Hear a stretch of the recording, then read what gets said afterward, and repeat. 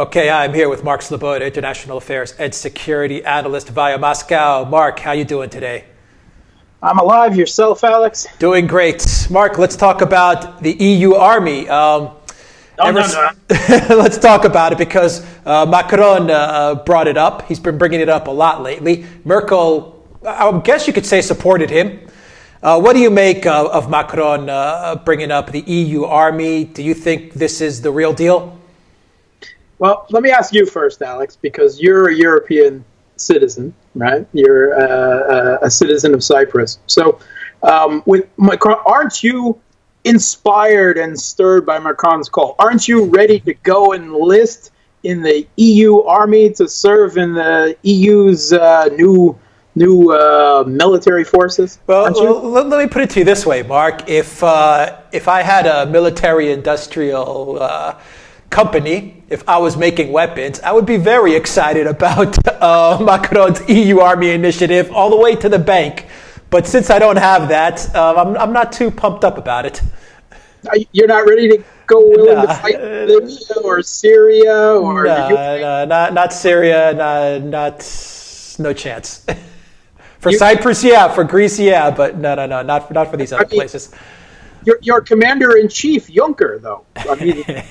Yeah, and he knows, and Juncker and Merkel know Greece and Cyprus so very, very well. They know how to close our banks and shut down our ATMs. So we'll leave it at that. That'll be another discussion. Give me your take as an expert, military expert. Give me your take on the EU army. So there we have some anecdotal evidence. This EU army is a complete fantasy. It's a complete fiction. Let's stop right here and say it is not going to happen.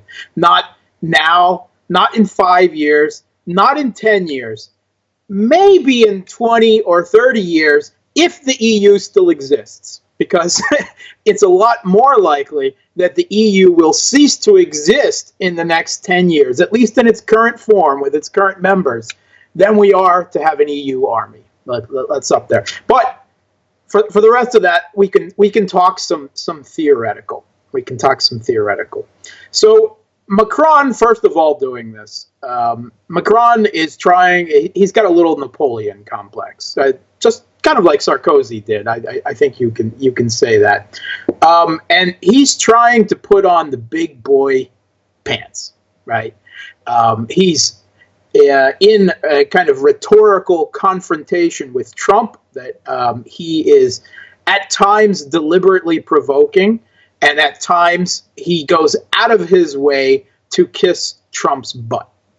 I mean, almost quite literally. If you saw the videos of his recent meetings with Trump when Trump came to Europe for the memorial of World War I, in the last week, there was numerous videos that showed Macron trying to physically touch, to get all touchy-feely with Trump, putting his hand on Trump's arm, putting his hand repeatedly on Trump's knee, touching, feeling, all of which Trump looked quite annoyed at. It speaks of insecurity.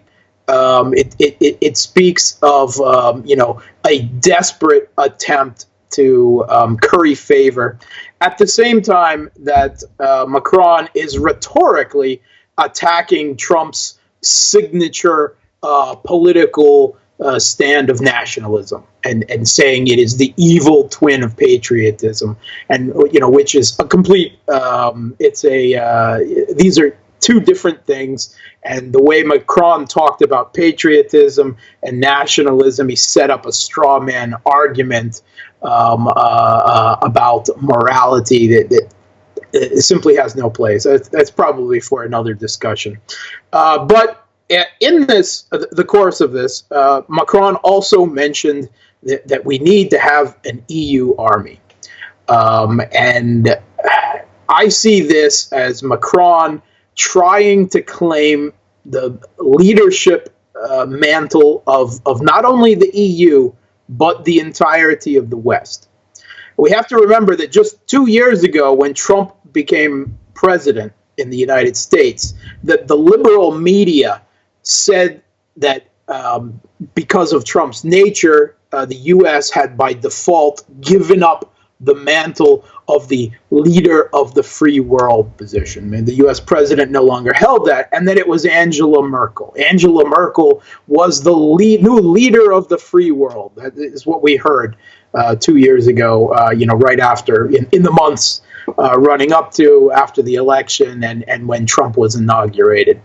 Now, if you haven't noticed, for the last 2 years, Angela Merkel didn't lead anyone much of anywhere, not even her own people. She did lead a lot of migrants into her country, and which she paid a heavy political price for at the end of the day. And recently, in recent weeks, Angela Merkel has indicated that she will not run for a fifth term as chancellor, that this is her last term, and she's basically going to spend the next few years of her term out trying to cement some kind of legacy and crafting some type of figure or government that can take position after her. She's been in power for 4 terms of office so far, nearly as long as Putin has been president of Russia. He will also be stepping down next. So, within the next 5 years, we'll see a big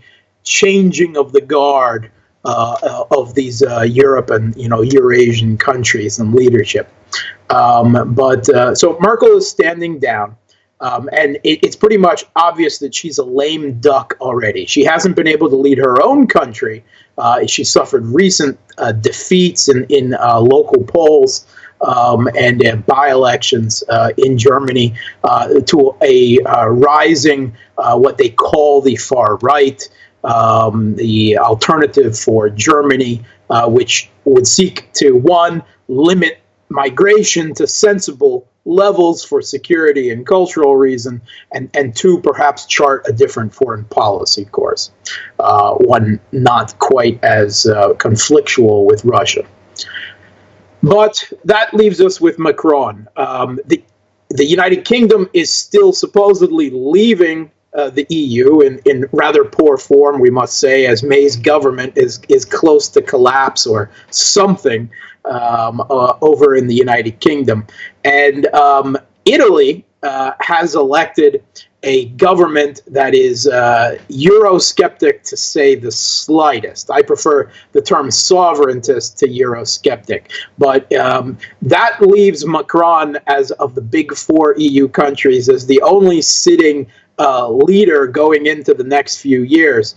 And here's the thing. Macron's approval rating in his own country is only 26%. Only 26% of French citizens at this point approve of Macron's performance as president, and it's still going down. Meanwhile, Marine Le Pen's party, formerly known as the National Front, which is kind of to the right of Macron on some social issues, and actually to the left of Macron on many economic issues. We have to remember that Macron is a literal Rothschild neoliberal bankster. Literally. And literally. Yeah, literally. I mean, conspiracy theories, about the Rothschild aside, he literally was a bankster for the Rothschild banks, right? That's what he did before he went into politics. Le Pen's party, which was defeated in the presidential election by Macron, is now polling higher than Macron's party, and he has the biggest other party in France, which means the party polling is the biggest party in France now, is what is commonly known in the Western press as a far right, National Front party. They've changed their name recently, I believe, but it is Le Pen's party. And like I said, they are to the right on social issues, but they're actually to the left on economic issues, which makes an interesting combination of politics there. So Macron is trying to put on airs. He's trying to present himself as the leader of his own country, which is in question right now. And he's trying to take on the mantle of the leadership of the EU and on the entirety of the free world, since Angela Merkel and Trump seem to have abdicated both. Trump certainly has no interest in leading, in being the leader of Europe, other than in telling it what to do, where to get its energy from, and how much to spend on defense, which Europe doesn't seem to take kindly for some reason. So let's talk about a theoretical EU army. One. What are the threats that Macron has highlighted to justify the need for an EU army? Now, he did reference Russia, of course, which is the primary threat that most people assume. But he also mentioned China and the United States, even the United States. Now, he was speaking about cyber warfare during this particular moment when he said, the Chinese and the need to defend from the Chinese and Americans, which is true by any stretch of the imagination. Now, other than that, I can't really see that in the near future, I see either U.S. troops or Chinese troops storming the beaches of Normandy and coming for Paris anytime soon, or Brussels.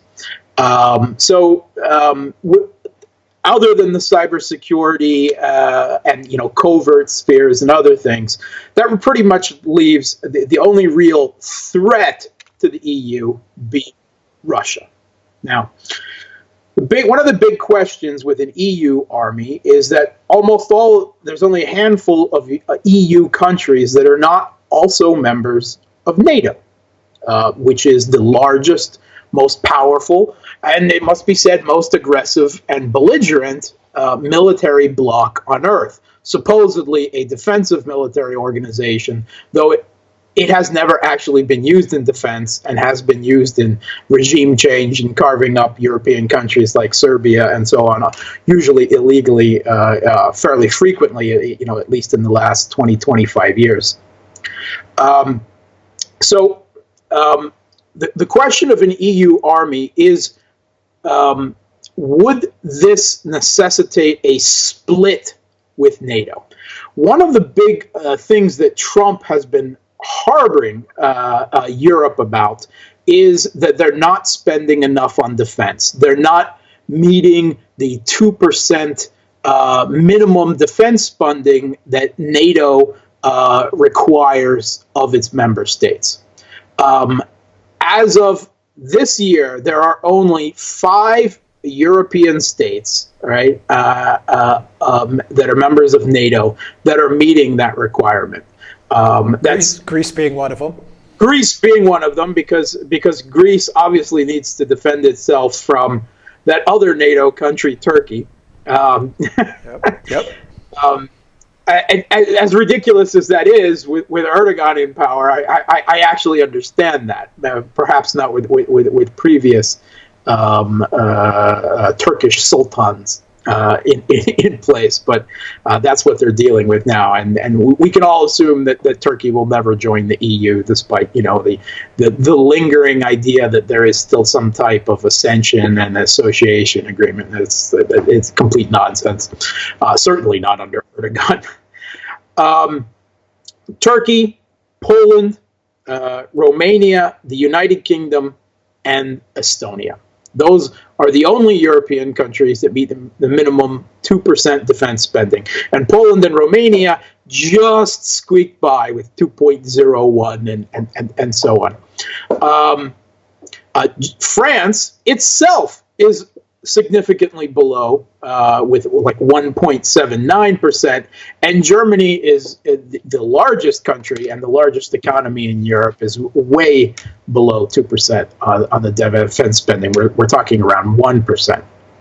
So if there's this looming Russian threat, why aren't NATO's European members willing to spend more on defense? Remember, this doesn't go there is no NATO unified army. There's no such thing.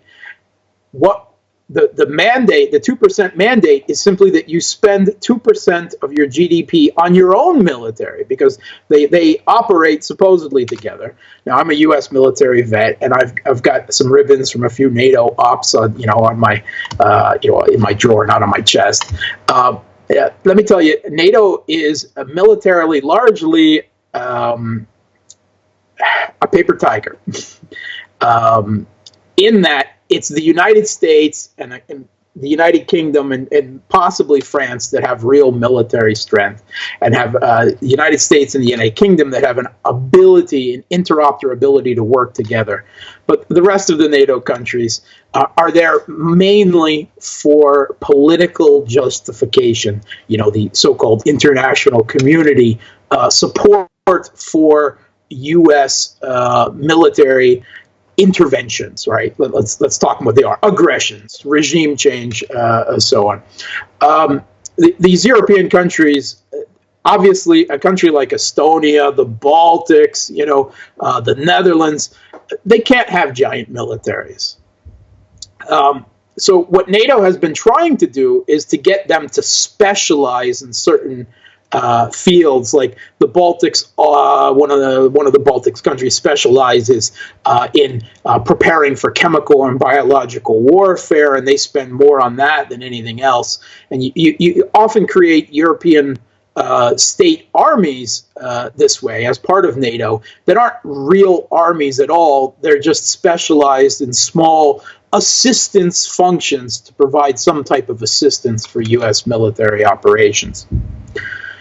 So if the European countries aren't even willing to spend 2% of their GDP on their military, how are they willing to spend what would, certainly in the beginning, the first decade or so, require an enormous increase in defense spending in order to build up their own armies? Now, there's a number of problems with this. First of all, let's talk about the idea of Russia as a threat, right? The whole idea of Russia as a threat, of course, is based on the current civil war, the conflict in Ukraine, where the West claims Russia is an aggressor. Russia is the aggressor for having the annexation / reunification with Crimea, and for providing support for the people of Donbass. Now, never mentioned in this referencing of Russia as the aggressor is the openly U.S. and EU, the openly West-backed putsch in Kiev, the Maidan putsch, which overthrew the democratically elected government of Ukraine violently and unconstitutionally, with open political and evidently a great deal of financial support and orchestration. We all remember Victoria Nuland passing out cookies and evidently bags of cash behind the scenes, and some curse words thrown out at the European Union. Oh yeah, yes.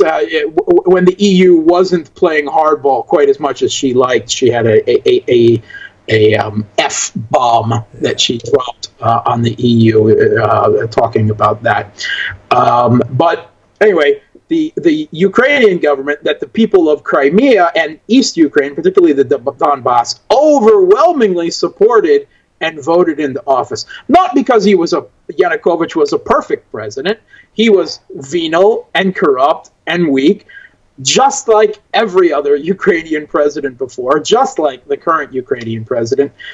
It was the standard lesser of two evils choice that Ukrainians make. We voted for this guy to keep those guys out. Only those guys, primarily, shall we say, the political forces strongest in West Ukraine, particularly Galicia, wanted to overthrow, then came in after losing the election and overthrew the government with the open backing of the West.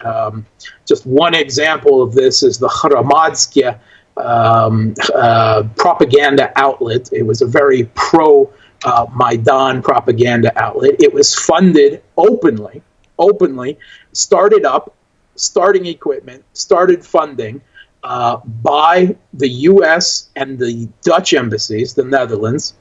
It was, in the initial days of the Maidan protest movement, and they had a tagline across their screen, which was 24 hours a day. Their tagline was "Revolutia" or "Revolution." So the U.S. and the Dutch government were starting up media dedicated to revolution in the Ukraine. I mean, we don't even have to go any further down the trail to see that was, at the very least, meddling of an ungodly level. Despite, of course, Newland and talking about who they would have as the next prime minister of Ukraine and everything. This is what this whole concept of Russia, the aggressor, is based on. The West flips a government that turned down a EU neoliberal shock therapy diktat of an association agreement, or at least said, no, not right now, not under those conditions. We were hoping for 15 or 20 billion to help ameliorate the cost of the neoliberal shock therapy. So no, we're not going to sign that. And then that government that the EU had previously been all too willing to work with was wiped away. Now, it has to be said that nearly half of the Ukrainian population, particularly the West, did support it. But we have polls out during the Maidan by GfK, the most popular European polling agency in that part, of still used by the Ukrainian government today. It was actually commissioned by the International Republican Institute in the U.S. And in repeat months of the Maidan, it actually showed that a slim majority, we're talking 51, 48, and so on, of the Ukrainian population opposed the Maidan. Opposed. That is, at least half the population, and by the polls, a slight majority of the Ukrainian population opposed the Maidan. But we're supposed to believe that this is a popular revolution, that we should accept, the overthrow of the democratically elected Ukrainian government for that, however flawed it was. And that led to the Crimea and the conflict in Donbass and the painting of Russia as the aggressor, which is what all of this talk about a Russian threat is based on.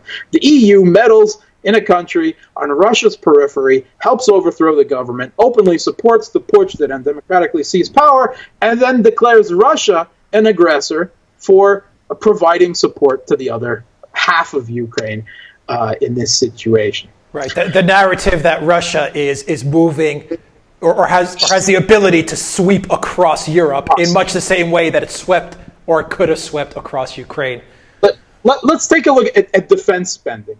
Right. So the collective EU defense spending as of 2016 was 200 billion euros, or $226.5 billion, right? Coming up to 1.3% of total EU GDP. The Russian defense spending is $69.3 billion, which means that the EU countries alone are spending more than 3 times on their military what Russia is. The population of the EU is 508 million total. The population of Russia is 145 million. So more than 4 times the population of Russia. The economy of the EU total is $18.8 trillion. The economy of Russia total is $1.6 trillion. So we're looking, I believe these are 2016, so fairly recent numbers. But we're supposed to believe that Russia is a threat to the EU. 3 times more on defense, more than 4 times the population, more than 10 times the economy. But Russia is a threat to the EU. Now, beneath the rhetoric, you see this reason why the European countries have not been willing to spend more than 2% of their budget on the defense, because they have no real threat.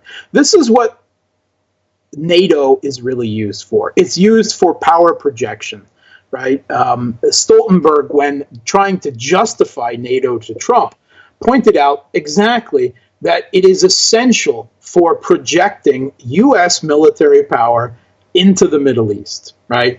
The United Kingdom, Turkey is, of course, part of NATO, not a part of EU, though it does have an association agreement. But Greece, it's all about the military bases and the political support that allows the U.S. to provide project power in the Middle East. And it must be said, with Diego Garcia down into the Indo-Pacific as well. So that is what NATO is all about. Now, there will not be a EU army without an EU federal government. It wouldn't make any sense, right? One of the biggest questions right now about NATO is getting consensus, right? There actually is a EU army of sorts, the Common Security and Defense Policy, which coordinates a joint management of EU militaries, although specifically and only for the purpose of humanitarian missions, rescue, crisis management, and so on. It's still not a EU army as in they all wear the same uniform. And let's not ignore the fact that if you have a united army, what language are they speaking? This is a much more significant problem for military ops. It may work in the halls of the European Parliament to have translators and so on. That doesn't work for military operations where you are expected to have a very high degree of interoperability, meaning part of the same military. And the cultures of the EU are widely disparate, as this bucking of politics shows. There are EU countries that are highly in favor of a unitary federal executive, a United States of Europe. Certainly we know Juncker, the current EU president, is, and I believe in France and Germany would be very much in support of it. Some of the smaller countries, EU countries that don't have a strong identity, like the Netherlands and Belgium and so on. But particularly in the south of Europe, Central Europe, and the east of Europe, we're talking countries like Italy, Austria, Hungary, Romania, Poland. These are what you would call the Eurosceptic heavy countries. And of course, the United Kingdom, which is supposedly actually leaving the EU. I prefer to think of them as sovereigntists. They want to retain their sovereign national identity and political structures, and they don't want to have, every detail of their life decided by Brussels technocrats or elected people on the other side of the EU. I mean, can people in Scandinavia really represent the interests of the people in Greece? Or more, can the Germans, or the Italians or the Portuguese and so on? There's big questions about the nature of democracy in the EU. They talk a good game rhetorically and with their propaganda networks, but if you look at the actual academic literature on the EU from within the West itself, democracy deficit and the EU are practically synonymous, right? Which is why every time the EU goes to hold a referendum, the referendum usually, like was it with the EU Constitution, or Ireland joining the EU under the terms of the Constitution and so far, the referendums go against the EU, against the Federalists. Then you either cancel the referendum or have them vote again until they vote the right way. And that's democracy, which is why that in the whole migration issue, the quotas for migration and the question of judicial systems in the various countries being dictated out of Brussels is why you have this growing anti-federalist, this Eurosceptic sentiment all across whole regions of the EU. Without a federal unitary executive, it would be impossible to deploy an EU army for anything but territorial defense. And that's not what an EU army is really about, because we've already seen that Russia doesn't prevent at least a conventional military threat to the EU. The EU is about power projection. And in order to project power, like say in Libya or Syria or maybe Iran, the EU would have to have a commander-in-chief or some other structure, a unitary executive, being able to deploy that military for foreign policy reasons, basically geopolitics, rather than the current system of having to get the consensus of every single member state to do so. That would make a unified military pointless, which is why you would already have to have a federal president, a federal United States of Europe, and a military either go together or not at all. They don't exist without each other. Now, there are some advantages for having an EU army. One, it would provide a possible degree of sovereignty and independence from the United States. The EU, Europe is still basically, in a way, from the end of World War II, still military occupied by the United States. And Macron had to go to great extents that saying that being part of NATO does not mean being a vassal state, just in the last couple days. And I had to smirk when he says that, because it's pretty obvious that, at least when it comes to foreign policy, the European countries largely are client states of the United States. If the EU had its own army, then it raised the question of U.S. troops, under the aegis of NATO in Europe. Would they be sent home? What would be the justification to the military, to the American people, for spending the money on them? Something that, Trump and, it must be said, previous presidents have raised, if more quietly. The European people, would they want Americans if they had their own military there? So that might provide some degree of independence and sovereignty from the U.S., but that would also necessitate the European countries, the member states of the EU, giving up their own individual states' military. And most countries like the idea of having their own military that defends their country. It's impossible to imagine that they would have troops dedicated to an EU army and still maintain any type of strength as an individual national army. It would be conflictual, and it would cost far, far too much money when they're not willing to spend on their own militaries right now.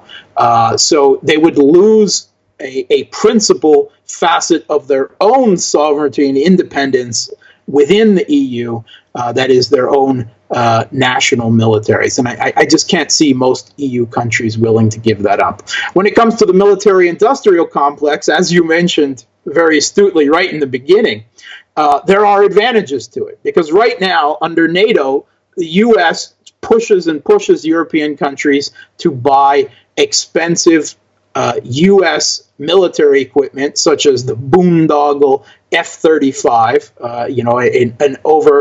a way overpriced, badly underperforming, if performing at all, next-gen fighter. It would help strengthen at least some of the military-industrial complex in Europe, although that itself would have a weeding process, because some countries would lose their military-industrial complex, and others would take over, and that would become a monolith across the EU. You'd have a few big giants like you do in the U.S. with Boeing and Raytheon, and then Lockheed Martin and so on. So it would mean more money also for the domestic military-industrial complex, a large amount of more money. The other side of that is European taxpayers would have to pay more money. Which they don't have. Which they don't have, or they're not willing, to spend anyway on the military. And there's also the question of, under NATO and under these individual militaries, there is, of course, a lot of inefficiency. Every country needs a certain amount of air defense and needs a certain amount of infantry and needs a certain amount of this. If this was spread out under one unified army, then you wouldn't need this duplication of basic military forces that you see with the formation, with the current formation of individual state militaries. And then there's the question of deployment and power projection, because as we've already discussed, it's not really about defense of the EU. It's about the EU projecting power as a great power, or even as potential someday superpower, if this was to happen. It would be much easier under a federal executive with a military for the EU to deploy their military, abroad. Without consensus, with a trained force already equipped and able to operate together, supposedly all speaking the same language, having the same uniform, using the same equipment, and with one, political direction. The disadvantage of that for the EU citizens is your sons and daughters and brothers and sisters would much more frequently be sent to die in foreign wars for oil, for geopolitics in the Middle East, Iraq, Syria, Yemen, Libya, and so on. So there's two sides of that coin. The EU people, vice their elites, really need to think about if they want something like that. And this is why you've had this different response from the United States and from Russia at this suggestion by Macron. It was echoed by Merkel, providing support for Macron. They seem, evidently some 101-year-old woman in France made the mistake of thinking that Merkel was Mrs. Macron, although she is actually of an approximate age with his current, yes, yes, she is. You can kind of see that. His wife, mother, teacher, whatever you want to call it. There. That's another video. We won't pick on little Napoleon too much today. Yeah. But Merkel said we need to work towards the vision of one day having an EU army. Notice the terms that she used, the vision of one day. She knows there's not going to be an EU army. She's just providing some political backing for Macron, who opened his mouth and stepped in something. Of course, the EU Commission, Juncker, the president of the European Union Commission, he provided, supported this idea. We've already heard countries like Austria speak out and say, no, they want no part of this, right? They regard it as unconstitutional, according to what they think the EU Constitution, the Lisbon Treaty, and so on is. In the UK, when the Brexit campaign was going on, and the exiters were talking about the possibility of the construction of an EU army, and they wanted no part of it, they were called conspiracy theories and fantasists. And here Macron opens his mouth while Brexit is still going on and raises exactly the question of that. Well, certainly the Brexiteers were exactly correct on that. And if you look at EU total defense spending, the UK is 25% of all EU defense spending. So them leaving is a significant chunk of the EU's potential military budget right there. France is another 20%, Germany 16%, and Italy 11%. Those four countries are 71% of all that EU defense spending. And so with the UK leaving and the potential for Italy leaving, or at least rejecting this idea, you see how fanciful this idea gets. From the United States, it was greeted with fire, fury. NATO is more important. We have to remember the founding mission of NATO was to keep the U.S. in Europe, Germany down, and Russia out of Europe, militarily and politically. Russia, meanwhile, President Putin said he thinks it's a great idea, which shocked, I think, a lot of Europeans. And this is because he views that it would give the EU their own military, which would lead to inevitably to their military and then political independence, sovereignty from the United States. Russia really doesn't see the European countries as a threat to it, right? They stress this again and again. They want a united European security architecture that they could be a part of. What they see as a threat in NATO is the United States. So anything that would help divide NATO, help split the EU from the US, Russia's all in favor of. They think that they can reason and come to good terms with the Europeans. They don't think the same thing of the United States.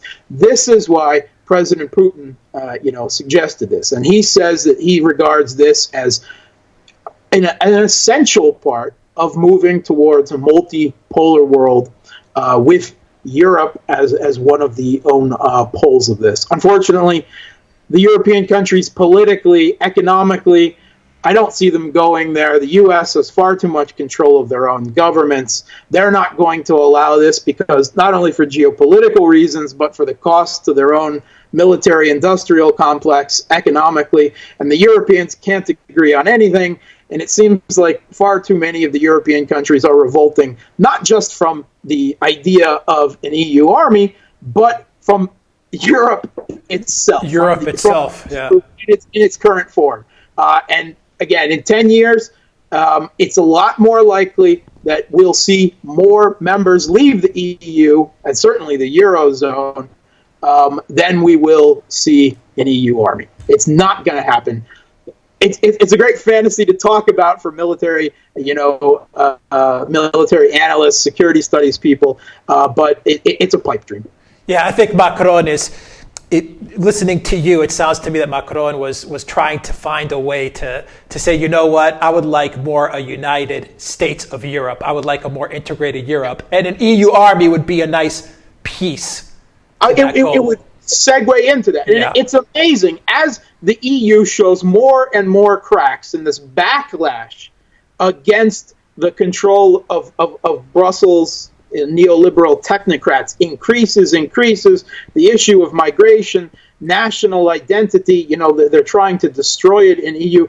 As it becomes, the voices, the backlash becomes more and more, the UK leaves, Italy elects Eurosceptics, Hungary, Poland, they doubled down, rather than correcting the problem, they doubled down more on this EU army, which is just another way of saying federalism for reasons we've already discussed, and project this fantasy onto this crumbling EU, political situation.